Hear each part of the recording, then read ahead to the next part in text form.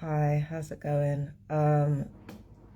Considering I haven't slept properly and I've basically been crying for the last few days, I honestly thought I would look worse on camera than I do now. Like, apparently not. But yeah. The last time I was on live, and truth be told, I only do these lives to save memory on my phone. I don't actually do it to interact with people. I should, but I don't. Um,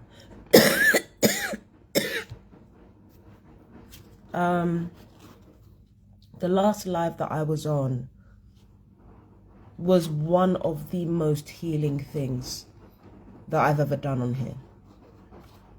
Coming on here crying, admitting how I felt about the abuse, about what was being done to me.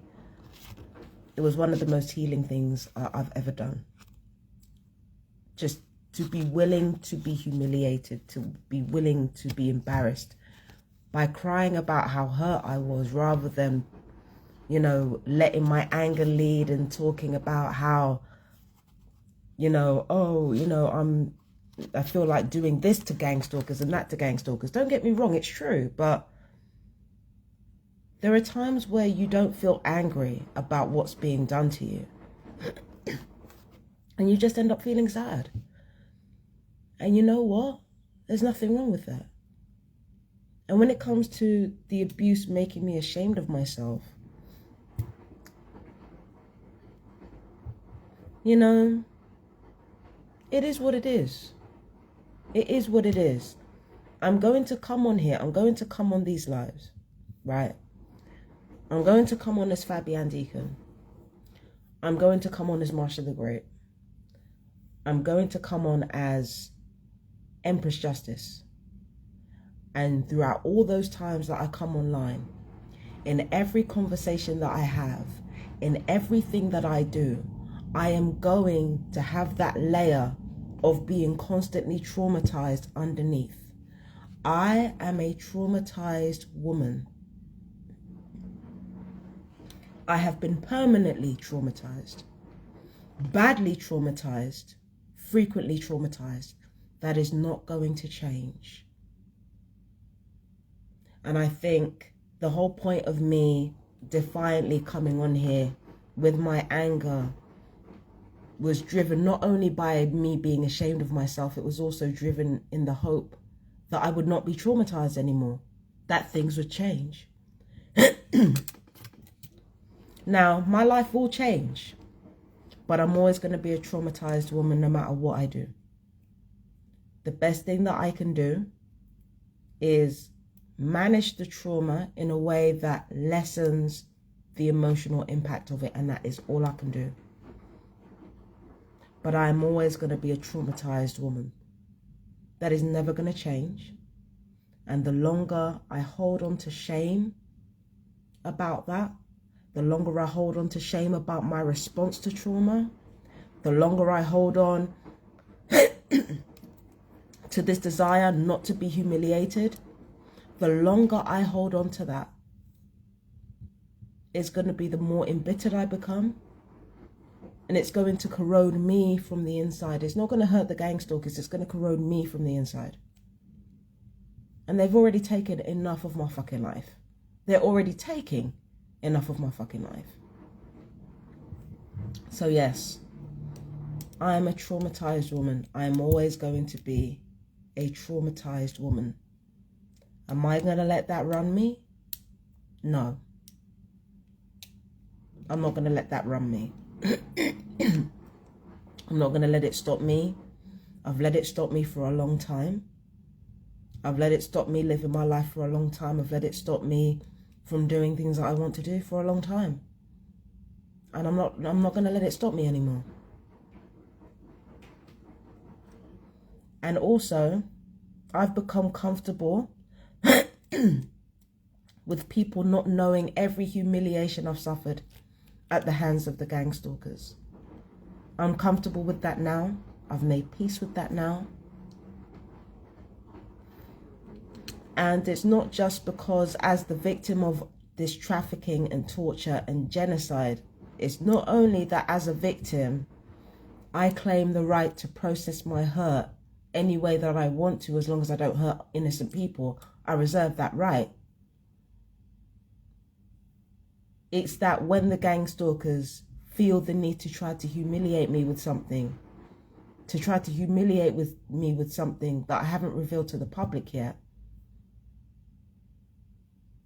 well, let's just say there are worse things in the world than humiliation.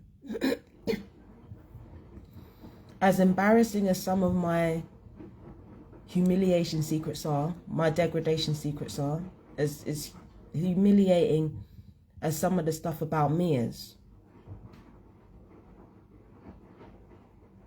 there are things that I know about gang stalkers that can get a lot darker than that. Everything that I revealed on here, tip of the iceberg, and that's just with my life, that's just with my targeting. And the only reason why I haven't revealed more details about other people's targeting is because I don't have their permission to. But when it comes to my humiliation, I don't have to reveal every truth to be known, because I know that gang stalkers and perps don't want every truth to be known. Because of this concerted effort to share my social media among people in a bid to discredit me and in a bid to make me look bad, I've built up quite a reputation. And no, it's not just a reputation for being crazy, because yeah, I've lived with that all my life. It's not just that. I've also developed a reputation for telling the truth. And for people knowing that if I say something, that it is definitely going to be true. When it comes to people sharing my social media and engaging in smear campaigns about me, they might say something true, they might not say something true. But they know if I say something, it's going to be true at least 90% of the time. The other 10%, I've either got it wrong or I've made a wrongful conclusion. Other than that, I have a reputation. And that reputation has been built on the foundation of me being trafficked in the first place and people engineering smear campaigns against me.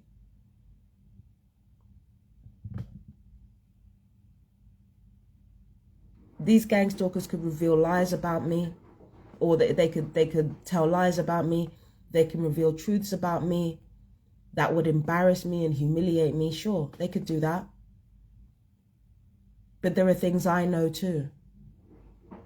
People need to understand and remember that you do not fire weaponized frequencies at a whole building where there are children just to get to one person, if that one person is a liar.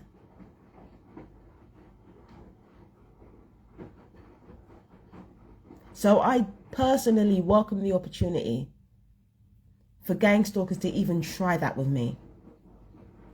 I welcome it.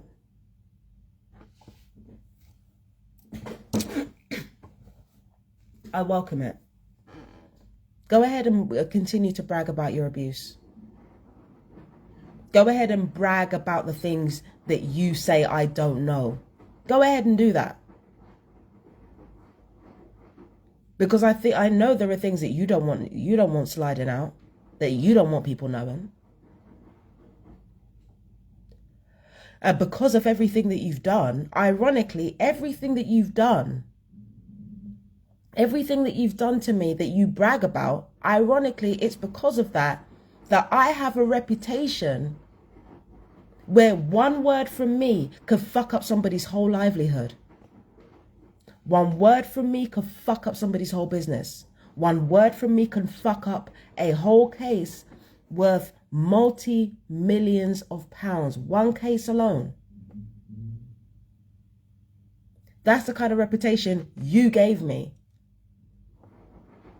Because you tried to paint me as crazy. And yeah, you did paint me as crazy. And really, I really want you to think about it. How much did it help you?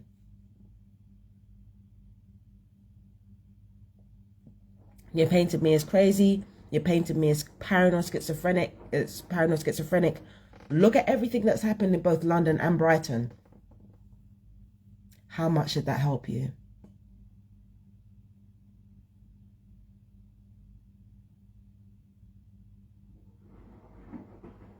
You keep continuously messing with the wrong one because you can't let it go. You have to, like, I need you scared. I need you helpless. You can't let it go.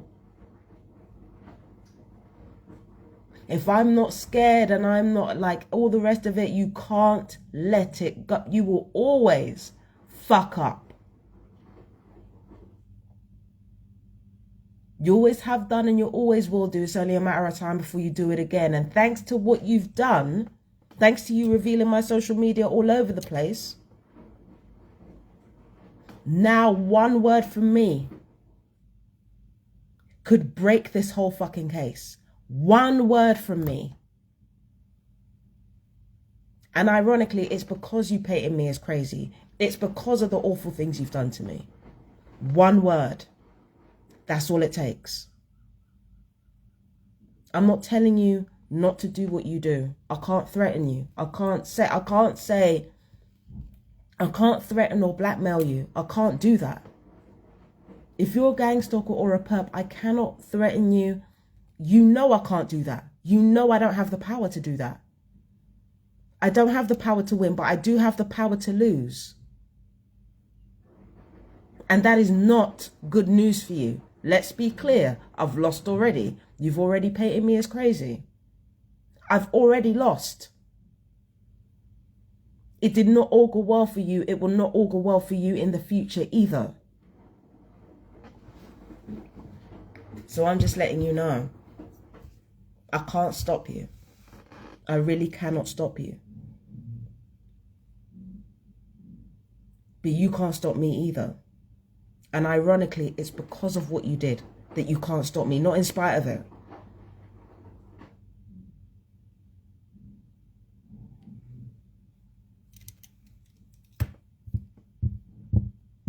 I just wanted to leave the gangstalkers and perps something to think about.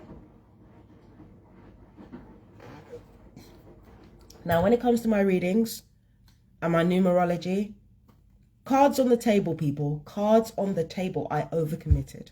All right? I overcommitted. I'm neurodivergent. I can only work with a certain amount of spoons at a time.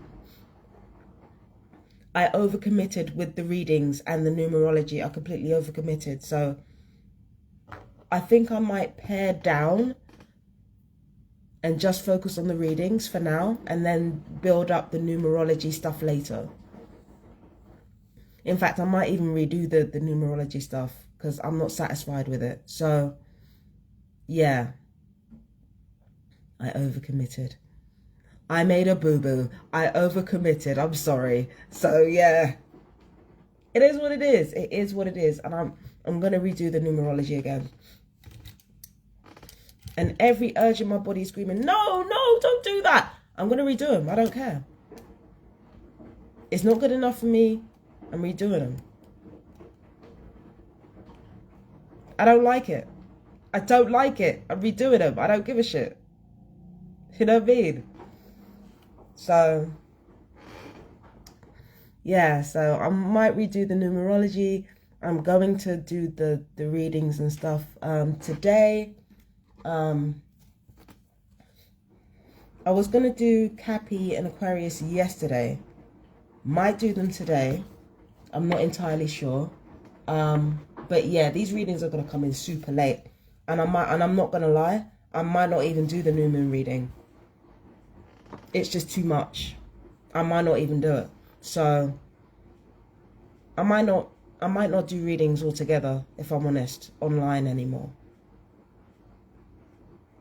I think it's time to just retire the readings and focus on more educational-led content.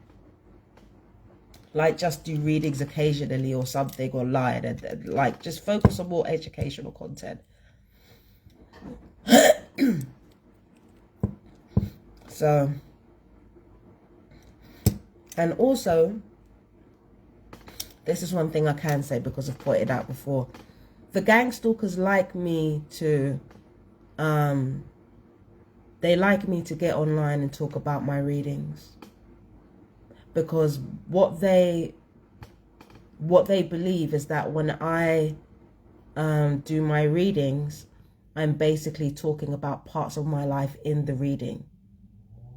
So if they want to figure out what to do and how to go about it, they're unlikely to follow Marsha the Great anymore, and they're more unlikely. Marsha the Great is more for... This is what I noticed. I noticed that Marsha the Great is me talking about what's happened after the fact, right? And Empress Justice is about what happens before, like predictions, prophecies, that type of stuff, right? So that's how the gangstalkers treat my pages. That's how they develop their strategy. And they're still failing. Nothing's written in stone. Nothing's written in stone, yeah? You know, I said I might. Nothing's written in stone. But I still want to do tarot. I still want to do oracle readings. I still want to do psychic readings. Stagnant. It's a bit stagnant though. Things are a bit stagnant for me. So I need to kind of switch it up. And in the meantime, I feel like I'm going to take a break. Another break. Recalibrate. Because again, I'm a traumatized woman. I need to do that as and when. I need to recalibrate. I need to think about exactly what I want to do and how I want to go about it. I need to rethink everything again. And also probably let go of the perfectionism thing, because it's just not helping me at this point. So yeah, that's me for today. Also, no, I was gonna reveal something else that I've done, but I'm not gonna talk about that. It's a neurospicy thing. I'm not gonna reveal too much. But yeah, we will talk soon, my fellow TIs. Stay strong, stay blessed. Gangstalkers and perps. You know the drill. You know the drill. I can't make you do shit that you like. I can't make you do anything. You are a multi-million-pound industry. You are worth at least multi-millions of pounds here. Multi-millions of pounds deep. I can't make you do what you don't want to do. I can't make you respect me. I can't make you not hurt me. But I can lose and make you regret it. I can't win and make you regret it, but I can lose and make you regret it. So that's it for now. Peace and blessings to all who wish it for me and all targeted individuals. And I will see you in the next video. I love you. Bye. Bye-bye.